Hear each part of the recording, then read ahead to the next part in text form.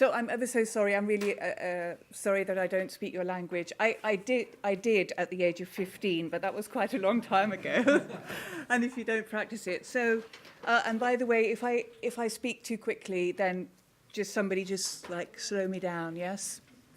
But I have got quite a lot to get through. Now, you'll see on the programme there is no title. So you might think, oh, well, that gives her lots of freedom. Actually, we did agree on what we'd be talking about today. And I'm not talking just about SPARC Europe. I'm talking a bit about what we do. But it's actually more about our key goal is to make open the default. And what I want to talk about today is what does it take to make open the default for publications? So I like to talk about open science, but I was told we should focus on open access. Good point, because there's still quite a lot to do there. So I came up with, I was thinking, well, what do we still need to do to make open the default? So I came up with 10 prerequisites. What are the 10 things that are essential for us to reach that goal? Now, I'm not going to make a promise of when this is going to actually happen, because it has a lot to do with the likes of us, with libre, with national governments, with the EC, and yourselves, yes, to make it happen. But let me take you through what my opinion is here. So firstly, what is absolutely essential is that we have a strong, supportive copyright law in place. And here, I'd like to tell you briefly. So I know, I think most of you know that libre has been leading very much on the copyright reform with TDM. And that is what they are doing fantastically, and we support what they do. We came in to help lead this coalition against a publisher lobby that has come in recently. So for the European Commission Directive Copyright, there are new suggestions on the table made by scientific publishers, and we are fighting against these proposals on the table, and we have lobbyists working with that big group. So basically, we have some publishers who see copyright as another way of generating income, possibly. So this new ancillary right for publishers might mean that even though we might have open access publications, they might charge us to be able to get access behind a link, or we need to get permission. This is not what we want. So if we've worked hard to get open access, we do not want another obstacle. So we are fighting to stop this from happening.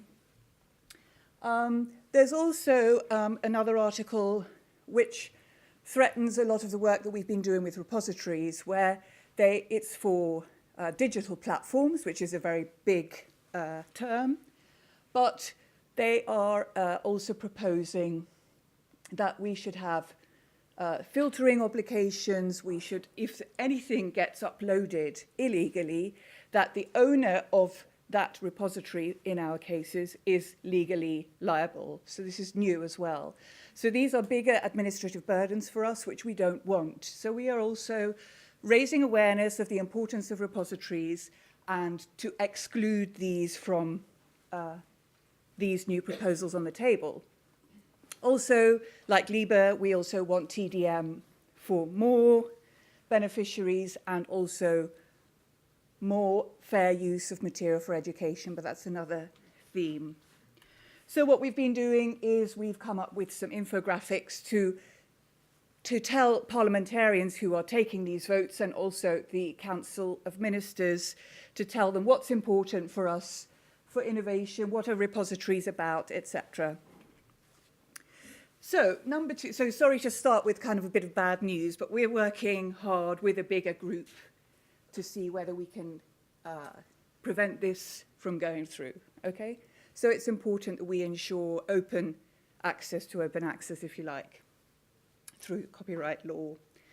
Number two, what's also absolutely critical, as we all know, we heard it from the bits I picked up from French earlier. It's about the evaluation and reward structure. So without that, you may have lots of policies top down, but the researchers don't have the motivation to do the actual work and to share to certain extents. So in the press, for example, here The Economist, you see increasingly articles where this article looks at alternative metrics, extend the concept of citation beyond journal mentions. So questioning, and we all know that the metric system is broken. I'm not going to go into that now, but we need to challenge that and we need to raise awareness of some of those new proposals on the table, and I'll come to that in a second. Now, funders, what they can do here is, of course, demand not just journal articles to make them open access, but other material, and so mandate. So we know that this is a very supportive policy, and if they say we need open access, this has repercussions on other funders.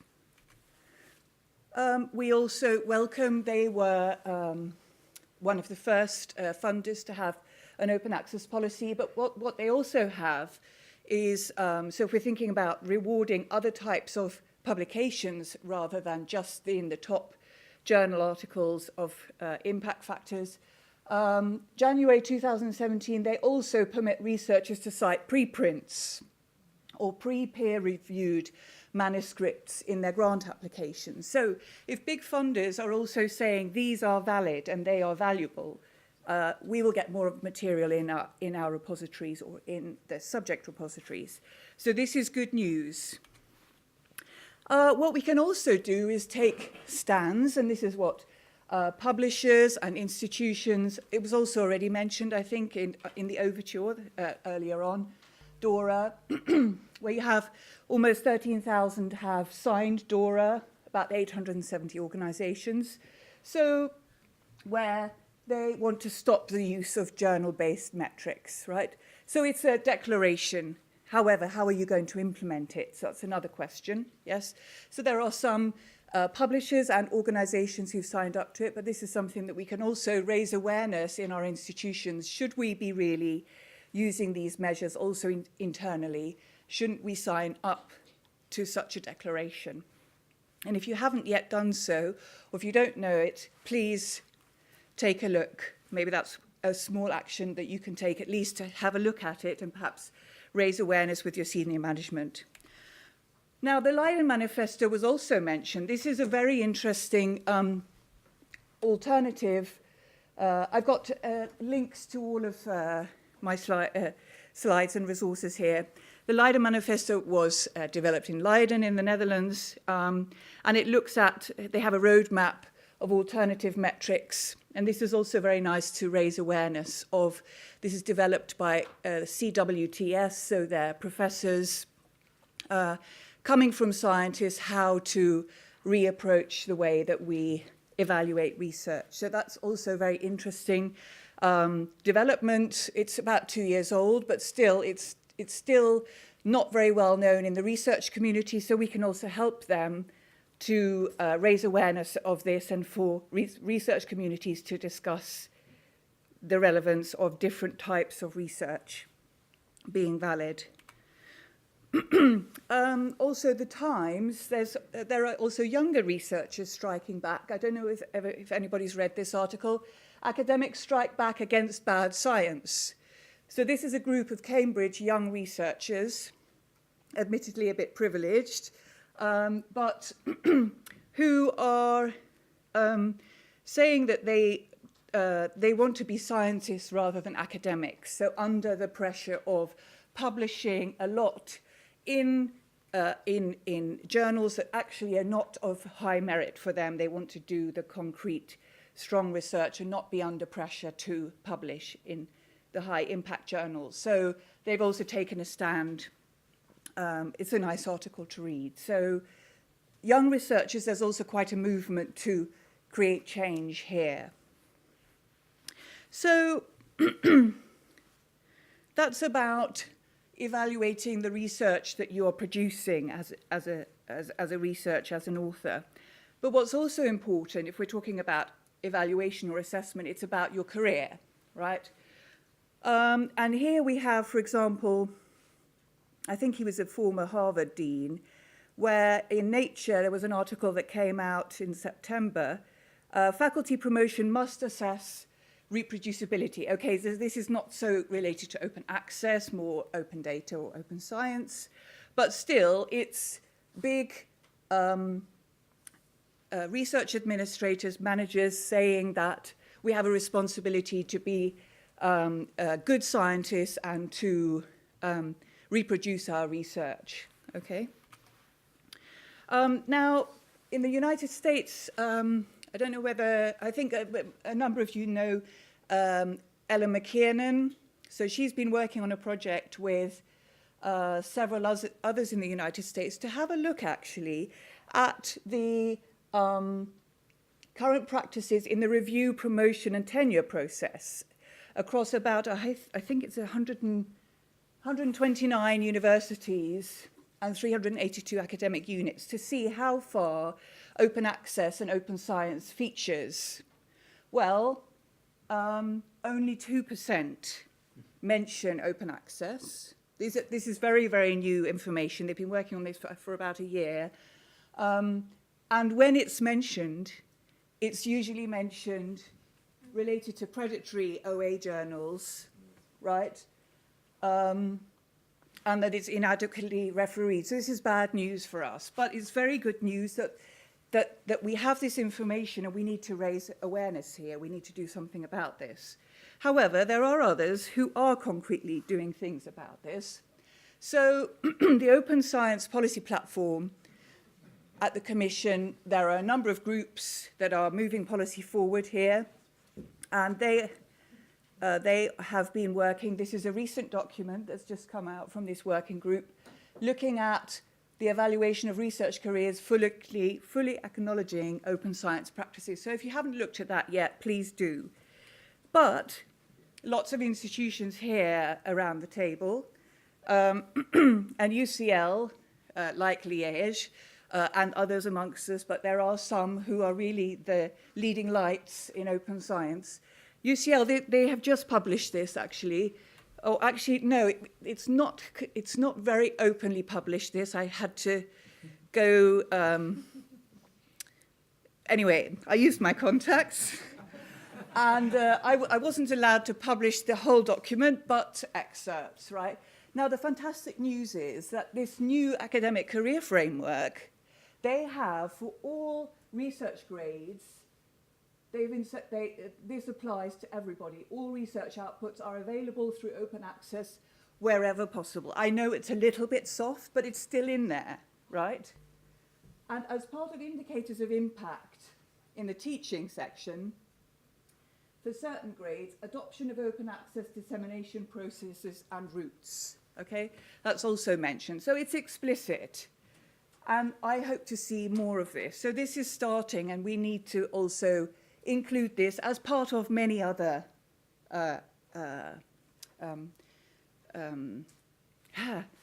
parts of how we evaluate researchers, yes? So now, where would we be today without strong policy? So yes, it's top down, but this is really, we know this has been very essential for progress, for more open science and open access. Horizon 2020, I had already mentioned. The Competitiveness Council last year, where ministers of education, culture, science, industry came together and they agreed to make, by 2020, publications, public access to public research, open access by 2020 as the default, right? So that's a great thing that they've signed up for. It's true, it's up to us now to implement that, but it's good that everybody's aligned. I already mentioned the European Commission has a number of themes that they are looking at with a number of experts around Europe on publishing models, the science cloud, metrics, rewards, skills, citizen science, etc. So things are moving forward, coming with recommendations to help national governments and institutions to move forward there too. So in response, okay, this is Norway. This is I'm mentioning Norway as an example, and I know you have your own national strategies, which we heard about today. But this influences then countries also very much to set up their own goals and guidelines for the research community to follow. We are also seeing, it's a bit leveling out the policies here. You see a growth. But a lot of the time at the moment, those who haven't policies in place, they've been waiting for the national policies and haven't implemented locally. So they look towards the national policies. So we'll see. But as long as there are policies in place, this is a strong message, obviously, that this is the responsible way to move forward with our research. Pasteur for OA was also mentioned. This was a very, I think, valuable project that brought good practices on policy level together from across different countries. And some of those resources have gone into the Foster project and the knowledge of the nodes together with Open Air. They're also very good resources of information if you want to know about things going on in Europe. And as part of Pasteur for OA, Alma Swan in 2015, she analysed the policies and to match the policies against the content of the repositories. So what makes a good policy? Well, there are no surprises that the Liège model, of course, is the leading light here. So just going back, you must deposit, you cannot waive deposit, and link deposit to research evaluation. This is the real must-have. Now, the good news is, although Liège was alone for a while with their innovative policy, similar policies, as according to RawMap, there are about 51 that have similar policies with these three criteria, okay, from these countries. Interestingly enough, there are quite a lot in Turkey, and then spread across different countries in Europe and Asia, I think a couple, Canada. So now, what I think is really critical and that has been missing for a while, which we're focusing on now too, I talked about funders being really instrumental. We don't know enough about the policies that funders have in place. We know about Welcome, and we know about the European Commission, but what about lots of funders in different countries? What policies do they have in place? And how can we raise awareness of some of the stronger policies in place, maybe like HEFGE or Welcome, to stimulate them to feature open in their policies? Now, the problem we have a little bit, though, is because this is still quite new, it's quite difficult to measure the impact that those policies have had. So we can't necessarily say that the HEFGE policy has been very successful. They are actually looking at that now, and that will be coming out shortly. So this is a challenge we have. But we want to find out more about the policies of funders. So what mandates are in place? Do they prefer green or gold? What kind of trends are there? Do they have preferred places for publishing? How do they monitor? And what about compliance? Have they measured? And also we'll be looking at which are more mature and which are still under development. Am I going at a speed that's okay for everybody? Yes, good. There is a lot, I know. So that's coming soon. So number four, what's really critical? We don't talk about this enough, but it's really, I think somebody in the first presentation, multi-stakeholders, I heard that word and everybody giggled because, of course, it was an English word in a huge, massive French sentence. But it's really about working together with so many stakeholders, how important that is and whether we're doing that enough as libraries, yes? The libraries here amongst ourselves, or whether the researchers are really talking to us enough, or the service providers when they're thinking about new things, or the funders for that matter. So it's really critical, also for us, to try and forge partnerships and work together. So with the advocacy organisations, of course, but also with the research institutions, and I don't just mean universities or other research institutions, I also mean academies and learned societies. They have quite something to gain and lose here, yes? Funders, both public and private. Also research assessment bodies, so if we look at the UK, they're very important here. And also any service institution, it could be a publisher, it could be, you know, repository service providers, all sorts, yeah? So we need to work together, and those things are happening. We heard about from somebody else on the Open Science Policy Platform. Oh, sorry, no, that was the cloud. So the cloud, the Open Science Cloud is an example of projects. So when we do a lot of this collaboration, it's through projects, but we can probably do more also by reaching out, engaging, discussing. And I know we do workshops and things like that, but the more we do, the better. There are also very interesting developments. I don't know, I didn't understand the French enough today, so maybe you'll say, oh yeah, we're all doing this. But Sweden recently, very recently, last week, presented in Norway on their approach to open access and their action plan. And she's actually on our board, so I'm very, very glad of that, who's leading this. So they have a system in place where they have the Association of Swedish Higher Education involved, with all vice rectors and library directors, research funders, including their secretary generals, other OA experts and bibliometric experts, other researchers, of course, from different disciplines, and both senior and early career researchers, and the National Library of Sweden, who's actually leading this. They together are approaching open access and the action plan.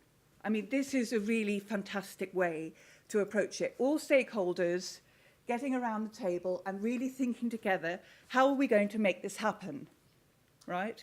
So this is a really nice example, I think, of an approach to that.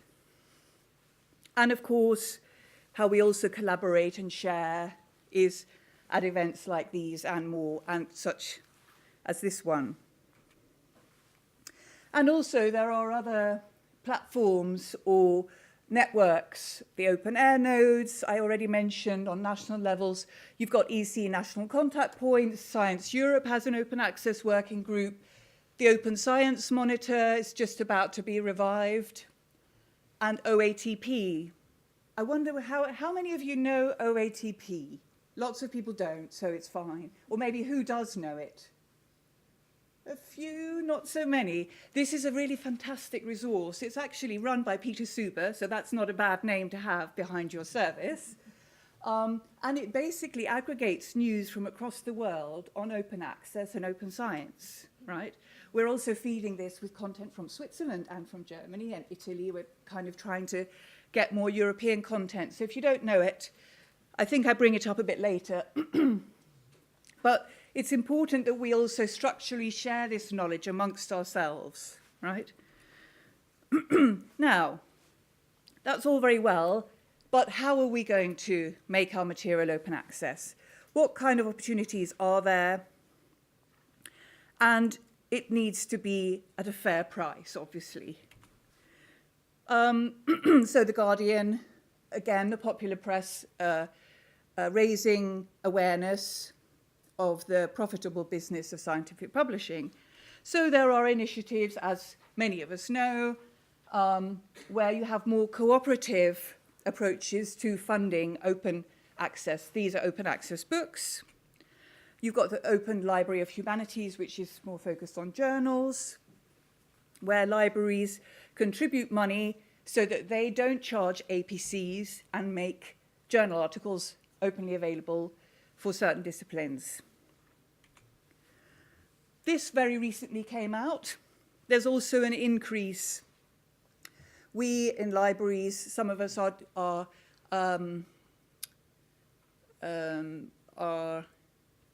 working together with our university presses or setting up new ones, also to support certain academics. or certain multidisciplinary groups to help them publish anew. This is an interesting study that JISC is, in the UK is exploring how they could perhaps support universities professionally in how to build good university presses. So it's quite a nice report to have a look at where they are with that. And there are a number of universities that have good presses established. Now, we don't know that much about open access monographs and books and business models and what might work, what's working now, what's on offer. This is a recent study that just came out from Knowledge Exchange, so that's also interesting for you to look at. There are some recommendations that they make that we can then, perhaps on our national levels or in the disciplinary groups, address if we want to make our books more openly available. But also, publishing is not just in books or articles, of course. So in the life sciences, they believe that preprints are going to become a lot more important. They already are, for example, in the area of physics, in mathematics increasingly.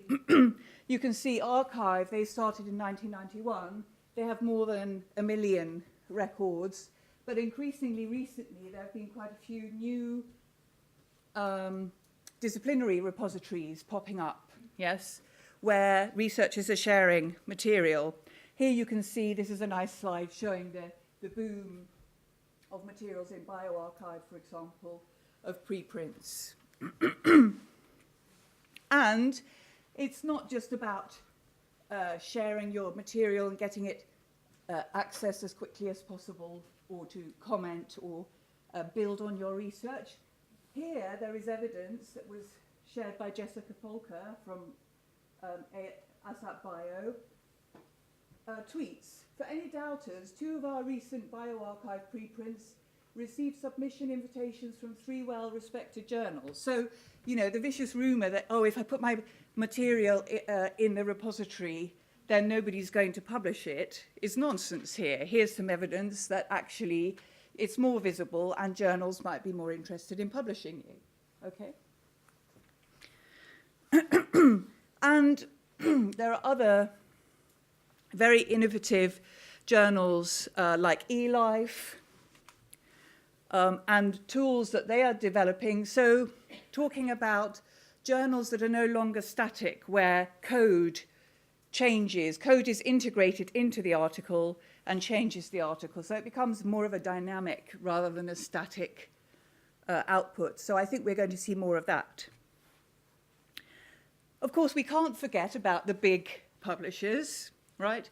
And they are increasingly giving us choices. So we've got Springer with Open Choice, we've got Taylor and Francis with new publishing options, buying open access journals to add to their collections. But beware, because of course, when we are negotiating on the deals, you need to take that into account. And it's not just about reading, but it's actually about writing and having the rights and paying for that into the future. And you know about the German deal. The latest there is that there are 200 organizations that at the moment are not going to renew their Elsevier deal under the present conditions, and quite a few prestigious researchers who are not going to review material, etc. Okay?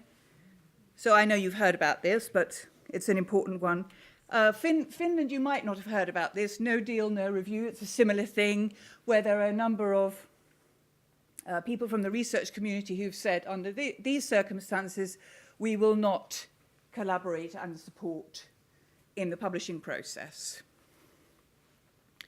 Now, if we're thinking about funding of open access also here, and maintaining the current system, Ralph Schimmer, he wrote a paper for us, so he's the leader of OA 2020, if you haven't already heard, which would surprise me because they're really out there. So they believe that there's enough money in the system and more to flip the current journal system, OA, right? So they're working towards that. This is very ambitious. We published his paper, and we invited a number of scientists and experts to comment. So what are the pros and cons? And here, this is the OA cooperative study led in the US, is also looking at how to collaborate on funding OA publishing as libraries. All right, if you don't know that, have a look. Academies and learned societies, we need to for them to change their publishing platforms, because a lot of the time they're locked in with the big publishers, perhaps. The European Geosciences Union, all of their material is OA. So we also need to investigate how can we move them to go OA, right? Because a lot of the time that's a source of income for them, their journal. So can we explore other models where they still gain that income, but not through journals, to make sure their material is open access? How am I doing for time? Ooh. Okay, so sorry, pardon? Well, so what's also really important, which we are doing, but I think we could do a lot more here, is us as institutions taking more of a lead in disseminating our own research, not just leaving it up to the publishers, right? So I've talked about OA publishing within our own institution, as presses, for example, but we're doing things with ORCID, which supports our CRISs, are also serving senior management and disseminating about the material, our academic output. We can promote successful cases and stories that we can grab from our repositories or by talking to our researchers, and also obviously using social media. And there are enablers of sharing out there to help us with this. I already talked about copyright law, institutional licensing. This is a new initiative, relatively new, maybe a year and a half they've been working on this in the UK, and other countries are interested. This is where a research organisation would, regardless of what the publisher wants, no action is required on the author, that you make the peer-reviewed manuscript publicly available in your repository and assign it a non-commercial CC license and sub-license it to the author. So it means they are trying to work in some organisations to get this set up, that the organisation has a license with the author. Okay, so this would make it really simple for our repositories to get the final version in our repositories. So I think that's very valuable to watch out. Creative Commons was mentioned today as well. We're looking at how valuable or not the SPARC author addendum is. So we need to raise awareness, all of us, about the rights, author rights, yes. What can I do? What can't I do? What options do I have? We need to do that so that people feel confident. Something else. Oh, there's so much to do, isn't there? What's also really important, we often sell this. Oh, yes, you know, open access is really valuable for government, NGOs, SMEs, citizens. But what are we doing about this? Are we really reaching out to them? Yes. Do they really know about it? Or have we got cases that we can tell our governments or funders, you know, we need to do more of this because this is generating such and such, or they have been able to do this because of access to X, Y, or Z, right? So this is something we also want to focus on a bit more. What's also really important, obviously, once you have options of publishing in place, that you have an infrastructure in place to access research. I talked about repositories. Most of us have them. This is something that we developed for the copyright campaign to look at the density of repositories in Europe. So compared to the rest of the world, Europe has many, right? I think we've got about 1,500 compared. It could be a better map, and we're going to work on that. But at least it shows, you know, for the members of Parliament, that kind of works quickly. And it's also important for others to understand what are the values of repositories. What do they do for different groups? For the policymaker, the student, the researcher, not-for-profit. If you haven't already seen this flyer, please go and Google it. Okay, and we're offering various things in our repositories. Let me skip through that. This is an interesting one. In Germany, for example, they are funding disciplinary repositories, but where libraries are working together with licensed material, working together on better deals for licensed material for a group like here, art historians, but they're bringing open access material into this platform. They're also providing information on where can you publish open access for the art historian. They also have a forum. So these are also interesting things that we could be doing, where you bring lots of things together into one space for a disciplinary community. And this is in Germany and in the German language. What you're also seeing increasingly is that there are more open research platforms that funders are setting up. So the Gates Foundation, but also Wellcome, where they're also becoming publishers, where they are asking you to upload your content and different types of material. So it's quite an interesting space to watch there. So it's not just institutions publishing or other innovative business models being developed, but also funders.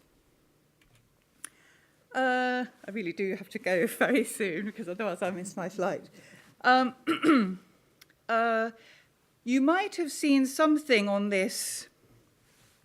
I'd like to talk about, just focusing here, I think we all know that there are some big publishers out there who are buying up some really essential services like B-Press, Mendeley, and we know what the consequences of that are. So we wanted to try and ensure that some of our open science infrastructure remains free and independent. So how do we do that? We think that we can do that by crowdfunding it, by the users, by the community that depends on it. You can get my slides and look at this. Cameron Nealon has some really good principles for open scholarly infrastructure. So you might have seen this come along. If you haven't yet, perhaps you have a Google or look at scos.org. This is we want to help sustain the infrastructure to support the implementation of open science through crowdfunding. This is the group that developed the idea. So we've got library groups here, IFLA, Libre, SPARC, Europe, also Australia, but we've also got research organizations like EUA, European Research Council, Science Europe, okay? They're not all members now of this coalition that's evaluating the services, but for a pilot, we have now chosen Sherpa Romeo and DOAJ, where we all feel that these are really essential services. We want to ensure that they live on at least for the next 3 years. How much does it cost? They have had to deliver quite a lot of substantial information on costs, on who are they serving, what are their plans for the future. And we then review them against these criteria. And once we're happy with that, we then,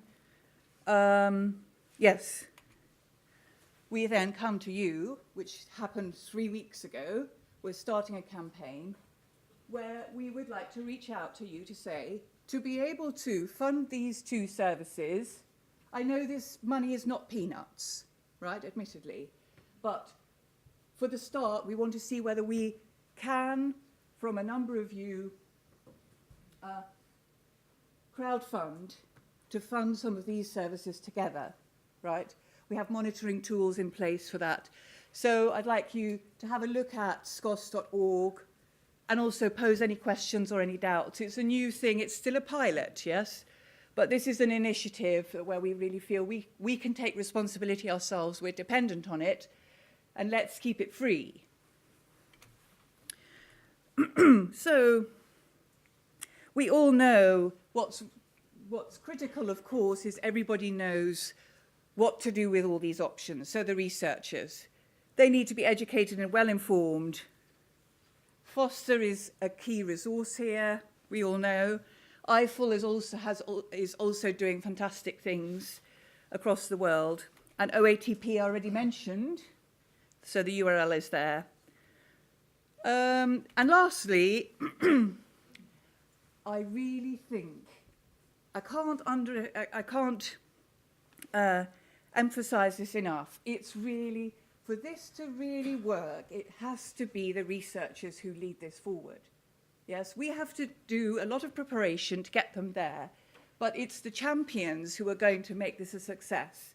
Yes, you've got the top-down policy, but the ones who are actually going to do the work, and gladly, and going to benefit, are the researchers. So they have to drive this. That's my last point.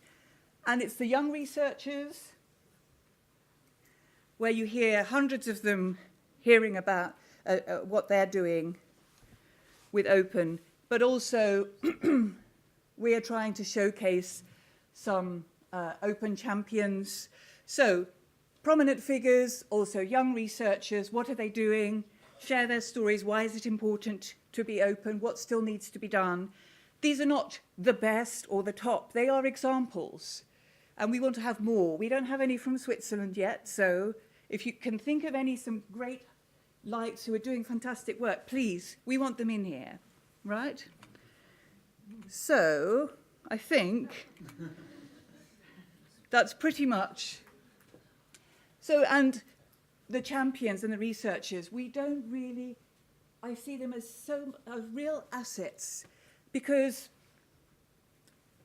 if we more engage with the researchers, we find out what they need, we find out what they're up to, we find out what they think about what we're doing, etc., etc. And we can also help outreach the work that they're doing in their communities, raise their visibility. So, we'd like to showcase your champions, I think I've said. And my last slide is, so how are you currently contributing to make Open the default for publications? And could you do more? That's it. It's a lot, I know.